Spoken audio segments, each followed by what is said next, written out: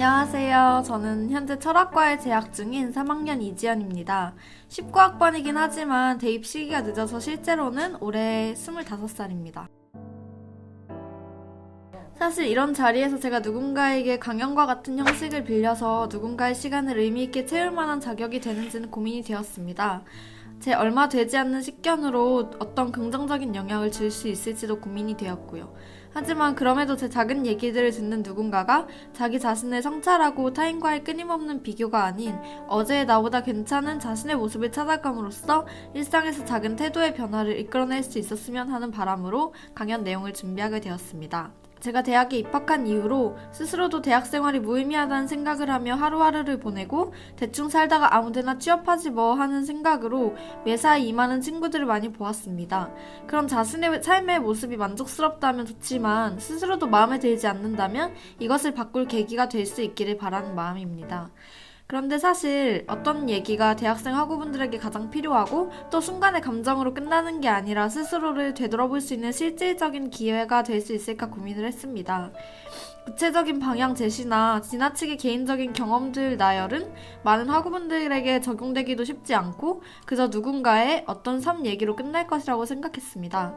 그래서 우선 제 개인적인 경험을 토대로 하되 모든 대학생 학우분들께서 이 기간에 스스로 가져야 할 마음가짐과 태도가 무엇일까에 대해 생각해보는 시간이 될 수 있는 내용으로 구성했습니다. 그리고 저와 비슷하게 대학에 비교적 늦게 입학해서 조급한 마음이나 걱정을 가지고 계신 분들에게 힘을 드릴 수 있는 이야기가 되는 것을 목적으로 강연을 진행하도록 하겠습니다.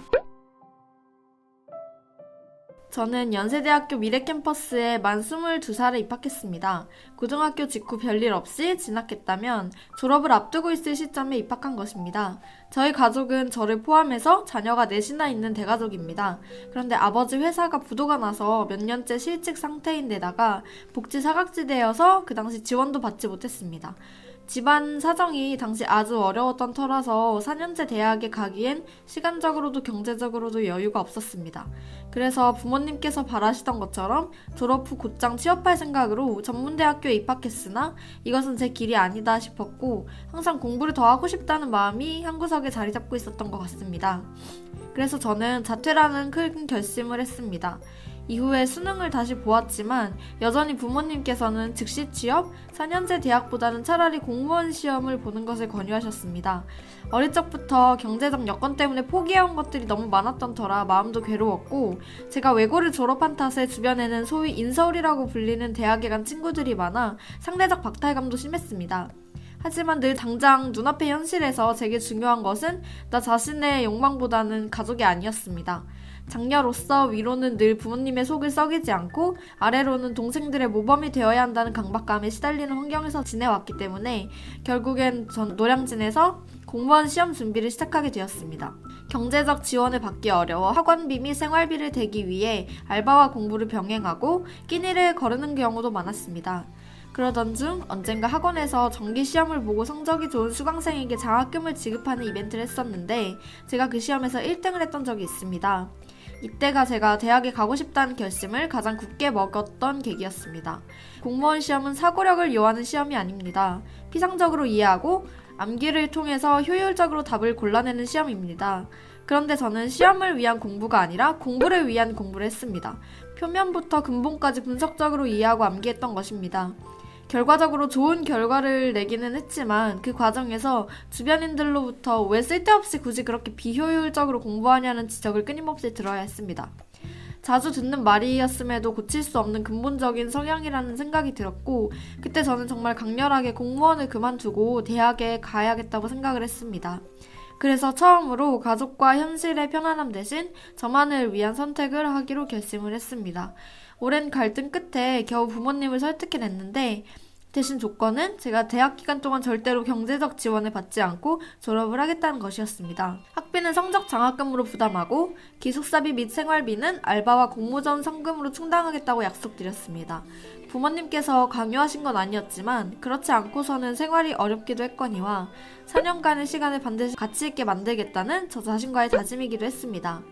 마음먹었을 땐 수능이 2개월밖에 남지 않아서 난감했지만 다행히 연세대 미래캠퍼스에 붙었고 결국 입학은 엄청 늦게 되었죠. 제게 대학 생활이란 자연스럽게 흘러온 일련의 삶의 과정도 당연하게 주어진 여분의 시간도 아니었습니다. 성적은 그저 기분을 좌우하는 일시적인 사건이 아니라 일상적인 학교 생활을 제대로 할 수 있는 경제적 수단이자 시간을 성실하고 가치 있고 밀도 있게 보냈다는 최소한의 지표였으며 공모전 또한 마찬가지였습니다. 종강 이후마다 매번 회사에서 직장생활 스케줄로 보낸 업무 시간은 여분의 경제적인 여유나 사회적 경험을 쌓기 위한 것이 아니라 학기 중에 기숙사비와 생활비를 충당하고 고마운 주변 사람들을 위해서 최소한의 감사를 표하기 위한 수단이었습니다. 뭐가 되었든지 내가 선택해서 기왕 하기로 한 것이라면 최선을 다해서 하자는 태도로 임하려고 노력했던 덕분인지 감사하게도 학교에서 진행하는 공모전 중 여태까지 참여한 것들에는 모두 입상하여 장학금을 받았고 학부에선 석차 2등, 학과에선 석차 1등을 유지할 수 있었습니다. 현재는 임상심리 전문가나 법조인이라는 꿈을 이루기 위해서 신촌캠퍼스 심리학과 이중전공을 하고 있습니다. 그리고 얼마 전 개인적으로 진행했던 66일 습관 프로젝트도 나름 성공적으로 마쳤습니다. 가장 기억에 남았던 것은 1학년 때 참여했던 연세 필독도서 독후감 공모전이었습니다. 처음으로 참여한 공모전이기도 했고 상금도 커서 좋았습니다.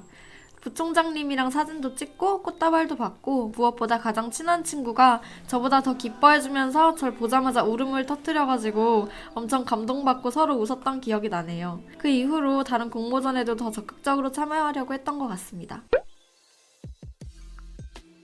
법조인의 꿈을 가지게 된 것은 남동생 때문이었습니다. 남동생은 어릴 때부터 소위 날라리라고 불리는 학생들 중 하나였는데요. 그래서 중학교 때부터 담배도 피우고 오토바이로 사고도 내고 여러모로 사고를 많이 치고 다녔습니다. 합의금 낼 돈이 없어서 엄마가 법정에서 선처를 부탁하며 무릎까지 꿇기도 했고요. 그래서 법을 알아야 현실적으로 도움이 많이 될 것 같았고 변호사를 고용하기 어려운 여건의 사람들에게 무료로 법률 서비스를 제공하는 국선 전담 변호사가 되고 싶었습니다. 임상심리사는 제가 어릴 적부터 불안감에 관해 관심이 있었기 때문입니다. 제 성향 자체가 굉장히 예민하고 불안했던지라 불안의 근원이 무엇이고 그것을 해결하기 위해서 어떻게 해야 하는지 궁금했습니다. 그 이유 외에도 항상 사람들이 말을 하거나 행동을 할 때 왜 저런 생각을 하고 왜 저런 말을 저러한 방식으로 내뱉고 왜 저런 행동을 하는지 그 근원을 생각해보는 게 습관이었습니다. 일상에서 마주치는 수많은 사람들의 생각과 행동, 심리 상태가 항상 궁금해하고 그것을 관찰하다 보니 자연스럽게 연구하고 싶다는 생각이 들었던 것 같아요. 사실 예전부터 구상해두었던 프로젝트긴 했어요. 무언가를 하고 싶다는 생각만 하고 막상 실천하려니 환경이 갖춰져 있지 않아 쉽지 않은 일들이 각자 있잖아요. 그런데 그게 습관이 되면 우리가 씻고 나서 로션을 바르는 것처럼 당연하고 어렵지 않은 것이 돼요. 그래서 그것을 매일 실천하고 나아가 완전히 몸에 배어서 습관이 될 수 있도록 하는 프로젝트를 만들고 싶었어요. 그런데 마침 코로나 때문에 학교를 가지 않으니 늦게 일어나는 생활이 반복되고 몸이 처지니 활력도 없고 주변 대부분의 친구들이 그랬었고 에타에도 자주 그런 글들이 올라오더라고요. 다들 아시겠지만 무언가를 바꿔보고 싶다는 생각이 있어도 환경이 갖춰져 있지 않으면 실행하기가 힘들잖아요. 그래서 생활 패턴도 규칙적으로 잡아나가면서 하고 싶었던 일임에도 귀찮아서 실행에 옮기기 힘들었던 것을 아침 시간을 내어 실천하는 습관이 들면 좋겠다는 생각이 들어서 진행을 하게 되었습니다. 구체적인 내용은 다음 화면을 참고해주세요. 네, 이렇게 진행한 결과로 10만 3천 원의 벌금이 모아졌고 최소 결석, 최소 지각을 달성하신 학우분께서 상품으로 원하셨던 폴라로이드 카메라를 지급해드렸습니다. 처음 한 것 치고는 생각보다 다들 꾸준히 참여해주신 덕분에 원활하게 진행이 되었고 곧 2기도 진행해볼 예정입니다. 특별히 다잡는 방법이 있지는 않았던 것 같아요. 다만 힘든 일들에 대해 원인이 무엇일까 생각을 해보고 해결할 수 있는 일이라면 해결책을 모색을 했어요.